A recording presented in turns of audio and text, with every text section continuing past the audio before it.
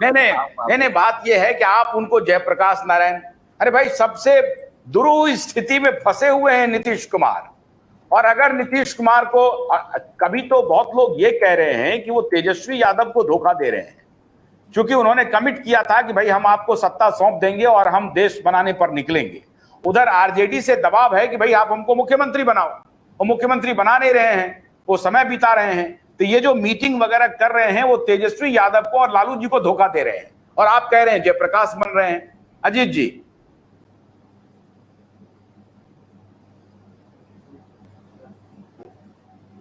अजीत जी आपकी आवाज नहीं आ रही है, अनम्यूट कीजिए। हाँ बोलिए। मैंने कहा कि मैं डॉक्टर अरुण कुमार का जो मतलब उनका जो एक तरह से कहिएगा जो मेन पॉइंट था उसको मैं बिल्कुल मानता हूं। उन्होंने कहा कि नीतीश जी व्याकुल है, वो शुरू किए बोलना और बेचैनी में है, ये बिल्कुल सही बात है। नीतीश जी ही सिर्फ व्याकुल और बेचैन नहीं है, इस जो ये पूरा जो महागठबंधन बन रहा है इसके जो दोनों टॉप सेनापति हैं, नीतीश जी को लिया जाए जो अरेंज कर रहे हैं, जो मेन होस्ट हैं पटना में 23 तारीख को, और दूसरा राहुल गांधी। राहुल गांधी भी उतने ही बेचैन हैं, उतने ही व्याकुल हैं। देखिए वो मेंबर ऑफ पार्लियामेंट थे, उनको हटा दिया गया, आज वो मेंबर ऑफ पार्लियामेंट नहीं है। दिल्ली में जिस घर में रहते थे उससे बाहर निकाल दिया गया। जब वो बेचारे अमेरिका गए थे तो पासपोर्ट प्रॉब्लम आ गया था। तो राहुल गांधी का जो अस्तित्व है, और मैं मानता हूं जो अरुण कुमार जी ने कहा कि नीतीश कुमार का भी जो अस्तित्व है पॉलिटिकली, दोनों पर बहुत सीरियस विडंबना है कि भाई यदि सक्सीड नहीं करेंगे तो साफ हो जाएंगे, इसको मैं मानता हूं।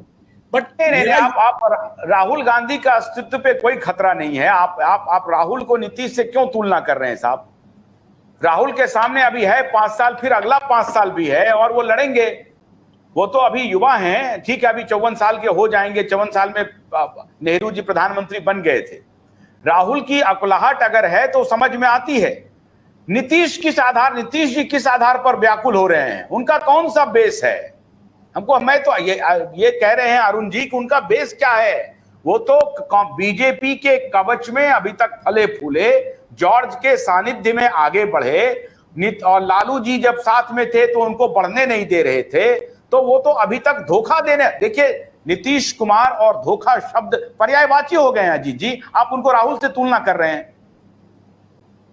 नहीं, मैं राहुल से सिर्फ इसलिए तुलना कर रहा हूं, मैं कह रहा हूं कि दोनों का जो पॉलिटिकल सर्वाइवल है वो बहुत ही खतरनाक है अभी। और यही कारण है कि राहुल भी एक तरह से बैकसीट ले लिए हैं और खड़गे साहब को आगे बढ़ा दिए हैं, और नीतीश जी उसी लिए बिहार छोड़ के ये इस महागठबंधन को बनाने में लगे हुए हैं। दोनों के साथ वही दिक्कत है कि यदि वो खेल को ऑफेंस में नहीं ले जाएंगे तो दोनों का डिफेंस बड़ा वीक है, यही मैं कहना चाह रहा हूं। देखिए यदि राहुल गांधी, मनीन जी आपको उत्तर देना चाहते हैं। मनीन जी बोलिए, मनीन जी बोलिए, अनम्यूट कीजिए, अनम्यूट कीजिए। मुझे लग रहा है अजीत जी का विश्लेषण थोड़ा चूक रहा है यहाँ पे कि राहुल जी से जब वो नीतीश जी की तुलना कर रहे हैं। देखिए बार बार अजीत जी एक बात कहते हैं कि उनके पार्लियामेंट में सदस्य भी नहीं है आजकल। उनका पार्लियामेंट की उनकी सदस्यता का जाना या उनका घर का छीना जाना, ये सब उनके लिए बड़ा पॉजिटिव हो गया है। और जो टर्निंग पॉइंट है ये सब उनके पॉलिटिकल लाइफ के लिए एक्चुअली, इससे उनकी बेचैनी बढ़ी नहीं है, बल्कि मुझे तो ऐसा लग रहा है, जो कल पिछली बार जो बात हो रही थी कि कौन ज़्यादा चालाक है, कोई इसका स्ट्रैटेजिस्ट है जो बहुत चालाक है, जिसको मालूम था कि इस बात को अवॉइड किया जा सकता है, इसको मैनेज किया जा सकता है, उसने नहीं मैनेज किया।